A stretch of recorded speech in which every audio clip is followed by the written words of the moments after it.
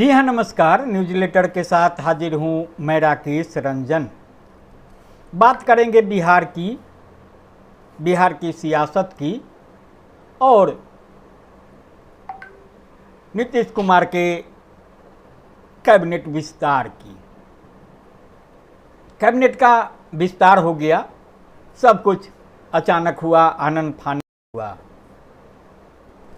Media में ऐसी बातें आ रही है, मैं इनसे इत्तेफाक नहीं रखता हूँ। मेरी समझ है कि मीडिया जिस उधेड़ बुन में दिन रात लगा रहे, जो एंगल ढूंढता रहे, दान को जो करना होता है अपने हिसाब से करते हैं, सियासत अपने हिसाब से चाल चलती है।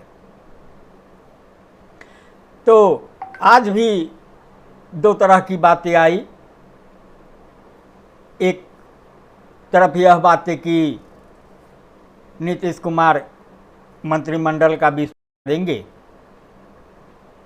आधार इस चर्चा को इस रूप में मिला कि भाजपा के प्रदेश अध्यक्ष और मंत्री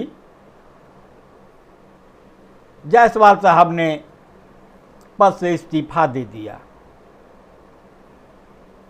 स्वाभाविक है, इस्तीफा दिया तो माना गया कि जरूर कोई ना कोई वजह है।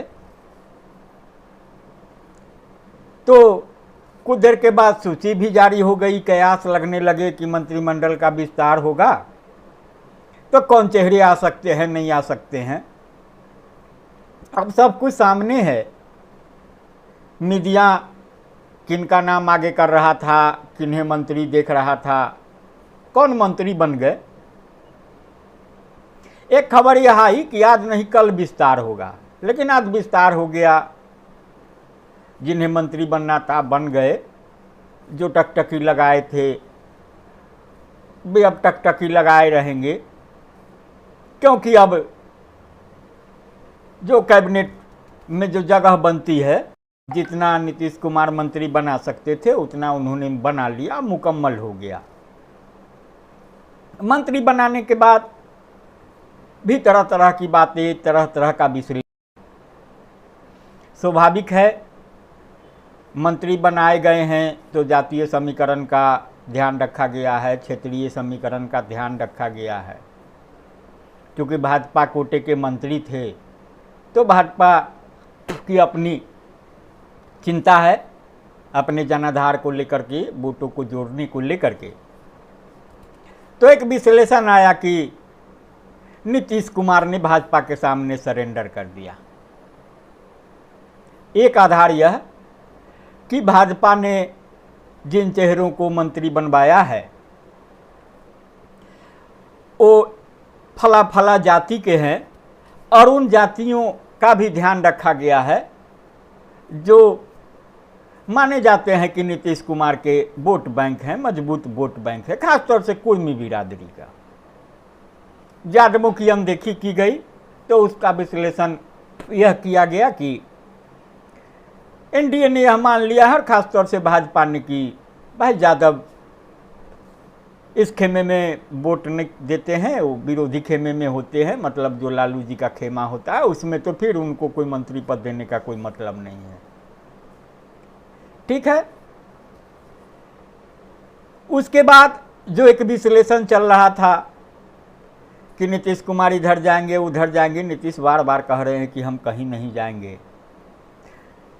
अभी जो प्रधानमंत्री नरेंद्र मोदी आए थे तो वहाँ जो प्रधानमंत्री ने जो बातें कही और फिर नीतीश कुमार ने कही, नीतीश कुमार ने जो सांप्रदायिक सौहार्द की बातें और मोदी जी ने जो सनातन को लेकर बातें की, तो उसका भी विश्लेषण हुआ कि भैया नीतीश जी तो लगती नहीं मानेंगे, और वैसे भी मोदी जी ने संकेत दे दिया है।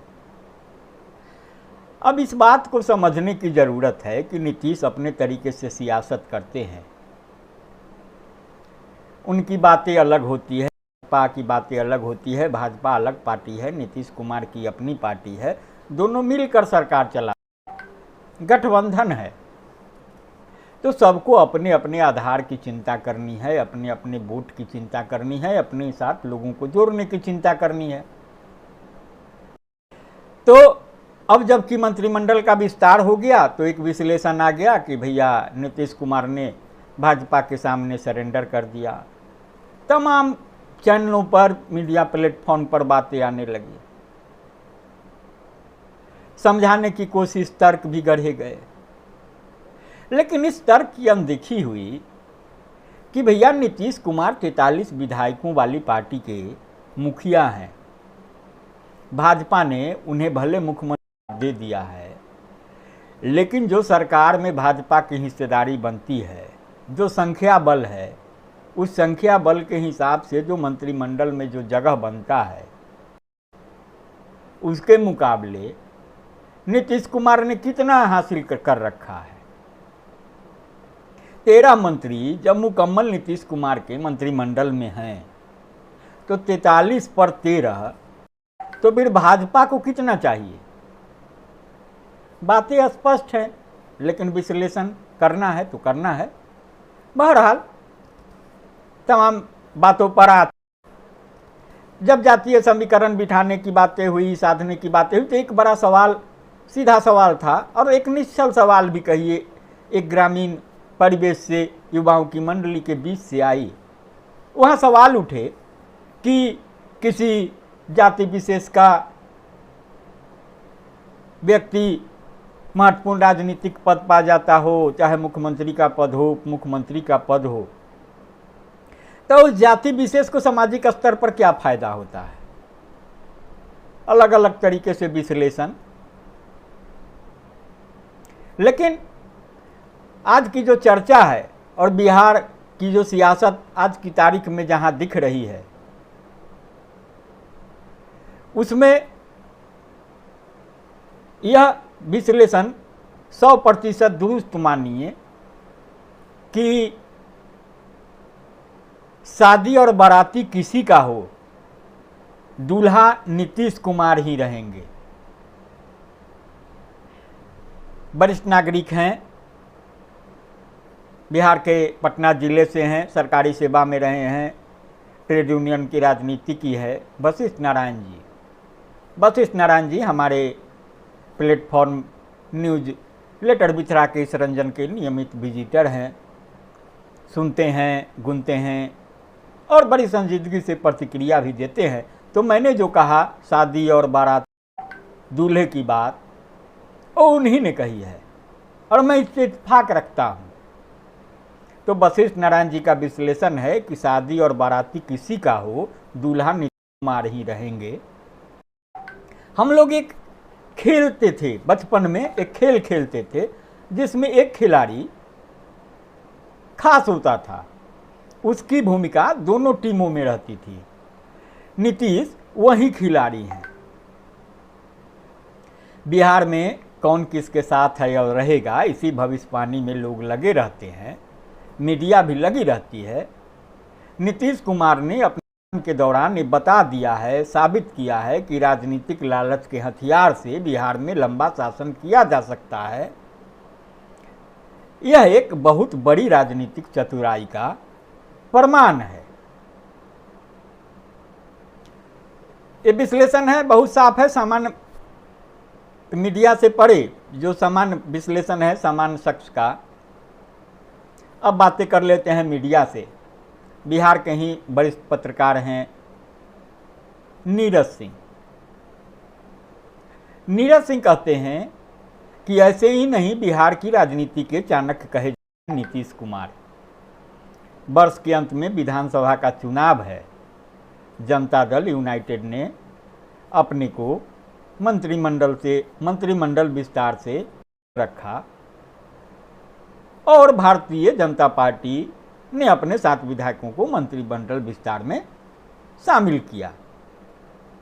इसका खामियाजा आने वाले विधानसभा चुनाव में बीजेपी को ही भुगतना पड़ेगा, क्योंकि उनकी पार्टी में इस विस्तार को लेकर अंदर खाने काफी खींचतान है और यह भविष्य के गर्भ में स्वाभाविक है। बातें हैं तो भविष्य के गर्भ में जो फलाफल निकलेगा, गर्भ से बाहर आएगा।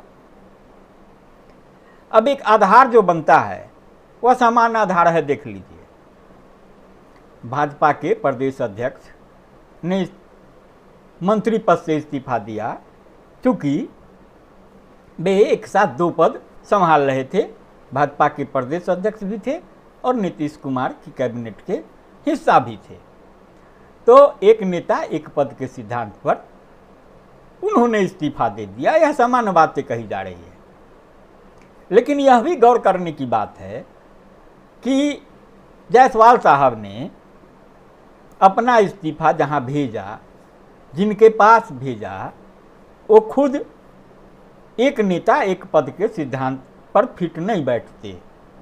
जेपी नड्डा साहब भाजपा के राष्ट्रीय अध्यक्ष भी हैं और नरेंद्र मोदी सरकार माने नरेंद्र मोदी मंत्रिमंडल का हिस्सा भी है। बातें स्पष्ट है, समझ जाने की बात है। यह बात छिपी नहीं है कि जायसवाल साहब ने कितना मन महसूस कर इस्तीफा दिया होगा। जायसवाल साहब का इस्तीफा पत्र भी चर्चा में रहा। अशुद्धियों को लेकर के बहुतेरे बातें हुई। हो सकता है खुद नहीं भी लिखा हो, हस्ताक्षर बनाया हो, या जो भी हो, उनके डिग्री को लेकर भी सवाल उठे। मेडिकल कॉलेज के संचालन से जुड़े हैं, कहा गया कि इतने पढ़े लिखे हैं, तमाम चीज़ें हैं। विपक्ष की ओर से भी जो बातें कही गई कि भैया तेजस्वी यादव को 9वीं फेल बता करके आप लोग जो है उपहास उड़ाते हैं, तो आप पीएचडी वाले ही डॉक्टर होकर के ही क्या कह रहे हैं, क्या लिख पढ़ रहे हैं, सामने है। खैर ये मेरा चर्चा का विषय नहीं है। इस बातें करूंगा तो फिर बातें बहुतेरे हो जाएंगी, तमाम चीज़ें हैं। तो नीरज कुमार ने ही ध्यान खींचा कि नए मंत्रिमंडल में, मतलब अब जो बन के जो मुकम्मल मंत्रिमंडल हुआ है, जो विस्तार हुआ है, तो उसमें जदयू के 3 पुराने खिलाड़ी हैं और 4 भाजपा के हैं। जो 7 आज शामिल किए गए हैं उनकी पहचान है। पारू से 5 बार के विधायक अशोक कुमार सिंह इस टीम में नजर नहीं आए। स्वाभाविक है, नहीं आए तो भाजपा नेतृत्व ने उनकी उपेक्षा की। कहा जा रहा है कि जो विस्तार हुआ है उसमें जो गणेश परिक्रमा करने की बात होती है ना सियासत में, तो परिक्रमा करने वाले जगह पा गए जो परिक्रमा नहीं कर रहे थे। तो इसके अलावा कई बातें हुई। जो मंत्रिमंडल विस्तार के क्रम में जो शपथ ग्रहण होता है तो उसमें भी वरीयता का ध्यान नहीं रखा गया। 5 बार के विधायक विजय कुमार मंडल को सबसे अंत में शपथ दिलाई गई, वहीं 2 बार के विधायक को उनसे पहले शपथ दिलाई गई।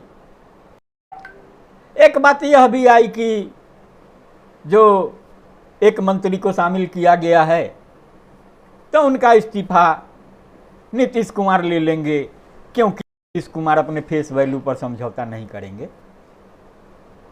तो हालांकि मैं इन बातों पर इत्तेफाक नहीं करता हूं नीरज जी से भी, क्योंकि नाम स्पष्ट है जिनके बारे में कहा जा रहा है, वो राजू सिंह का नाम है। तो राजू सिंह साहेबगंज से विधायक होते हैं, पहली बार विधायक नहीं हुए हैं। उनका थोड़ा हम बायोडाटा भी बताएंगे, लेकिन बता दें कि सबसे पहली बार वो विधायक हुए थे रामविलास पासवान की पार्टी से।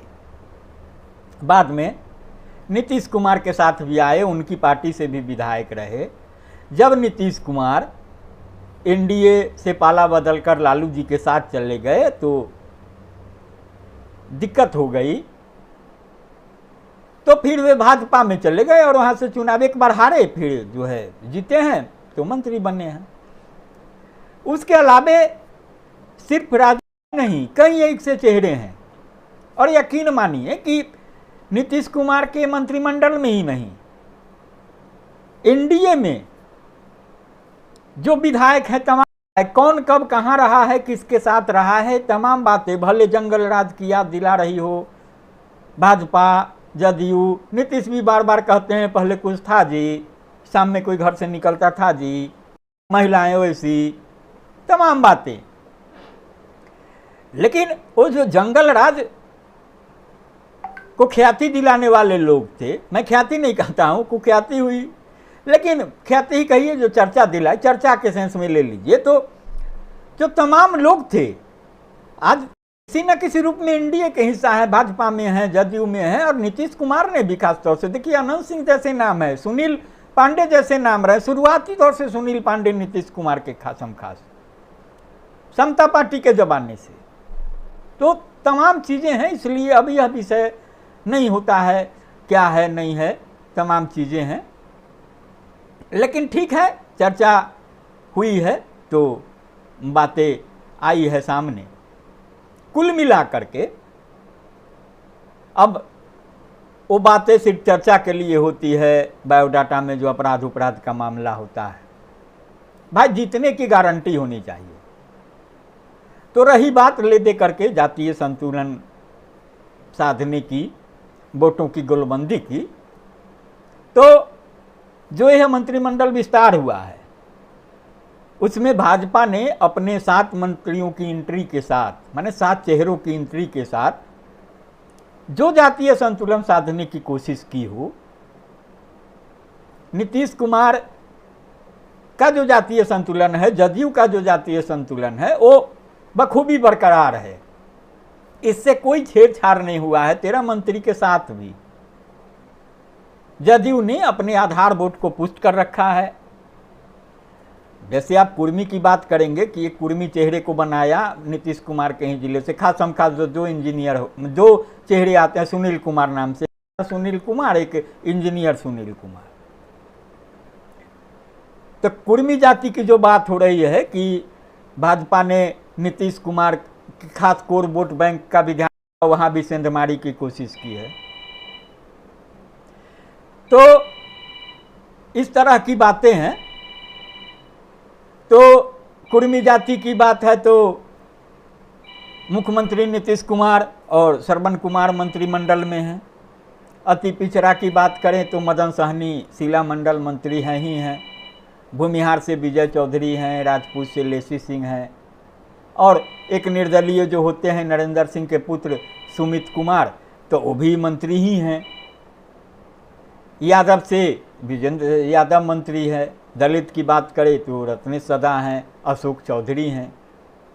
अशोक चौधरी तो सियासत के खुद नीतीश मंत्रिमंडल में मंत्री, जदयू का हिस्सा, पुत्री चिराग पासवान की पार्टी में सांसद शाम्भवी। मुस्लिम की बात करेंगे तो जमा खां मंत्री हैं। तो जाहिर तौर पर पार्टी के भीतर कोई विवाद न हो, इसलिए विस्तार से उन्होंने किराना कर लिया। और ख़ास तौर से किसी को बाहर किया जाता, भीतर किया जाता, तो उससे भी एक असंतोष की बातें होती।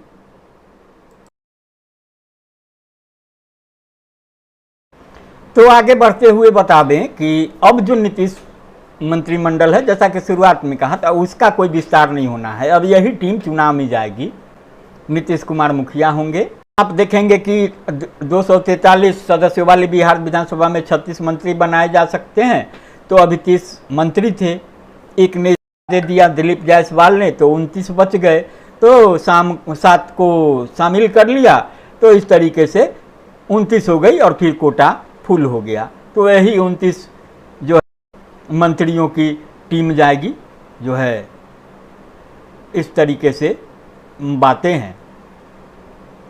अब थोड़ा अगर विस्तार से बता दें, थोड़ा जातीय समीकरण पर आएँ तो आपको भी सहूलियत हो जाएगी। तो उसमें जो आप देखेंगे जो चेहरे हैं, तो उसमें जो 7 चेहरे हैं और किस तरीके से जातियां साधी गई है। तो राजेश सिंह जो हैं राजपूत बिरादरी से हैं, कृष्ण कुमार मंटू कुर्मी बिरादरी से हैं, विजय मंडल की भट्ट हैं, जीवेश कुमार भूमिहार जाति से आते हैं, डॉक्टर सुनील कुमार कुशवाहा जाति से आते हैं, मोतीलाल प्रसाद तेली हैं, संजय सरावगी वैश्य हैं। वैश्य या मारवाड़ी जिस तरीके से करिए, कारोबारी बिरादरी से आ जाते हैं। तो उसमें देखेंगे कि अलग अलग क्षेत्रवार आप देखेंगे तो दरभंगा जिले से 2 को जगह मिल गई, तिरहुत प्रमंडल से 2 हो गए, पटना पूर्णिया और सारण प्रमंडल से 1-1 को जगह मिल गई।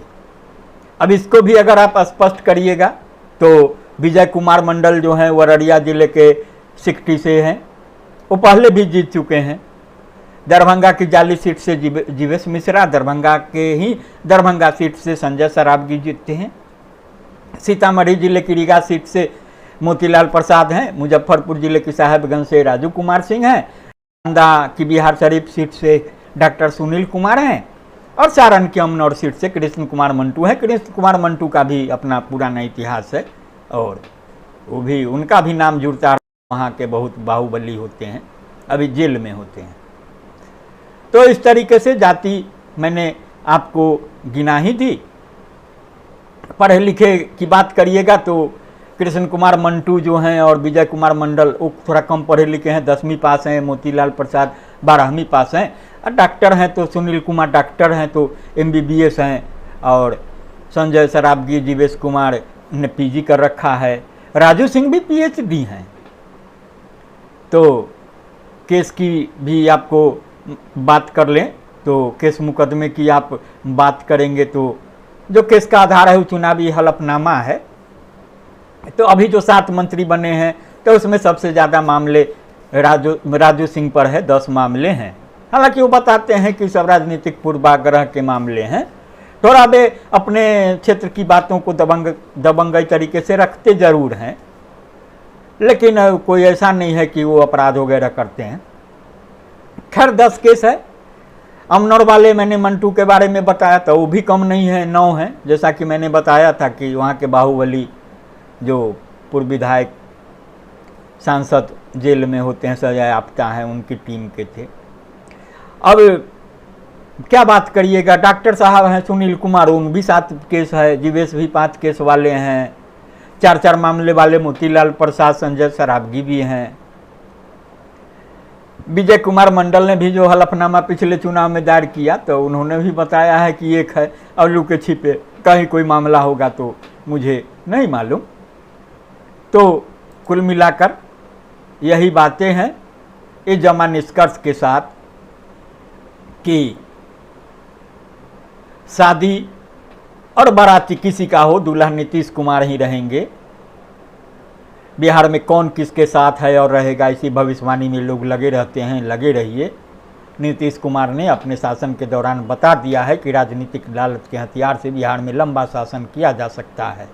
ये एक बहुत बड़ी राजनीतिक चतुराई का प्रमाण है और जाहिर है विश्लेषण जिस रूप में हो जाए, नीतीश कुमार ने सरेंडर कर दिया कुछ है, लेकिन अभी प्रधानमंत्री की यात्रा से लेकर के जो अभी आज तक की जो कहानी है और जो नीतीश कुमार का कदम है, उनका जो बॉडी लैंग्वेज है वह बता रहा है कि नीतीश कुमार न बीमार हैं, न लाचार हैं, न सुस्त हैं, न निराश हैं, न हताश हैं। वे अपनी चाल बड़े सलीके से चल रहे हैं। और वही बात है लालच वाली कि जो राजनीतिक लालच का जो हथियार है नीतीश कुमार का, उसकी भाजपा के पास भी नहीं है। प्रधानमंत्री नरेंद्र मोदी और अमित चाणक्य जो कहे जाते हैं, अमित शाह, उनके पास भी नहीं है। तो अभी इंतज़ार करिए। नीतीश कुमार चुनाव परिणाम तक बिहार के मुख्यमंत्री रहेंगे। मेरा जो यकीन है और जो समझदारी है कि चुनाव बाद भी अगर NDA बहुमत में आता है तो नीतीश कुमार ही मुख्यमंत्री रहेंगे। कालक्रम में महीने, 2 महीने, 6 महीने में वे जिस गति को प्राप्त हों। तो बहरहाल इतना ही। नमस्कार। लाइक करेंगे, शेयर करेंगे और अगर अपने न्यूज़लेटर विथ राकेश रंजन को सब्सक्राइब नहीं किया है तो सब्सक्राइब भी करेंगे। नमस्कार।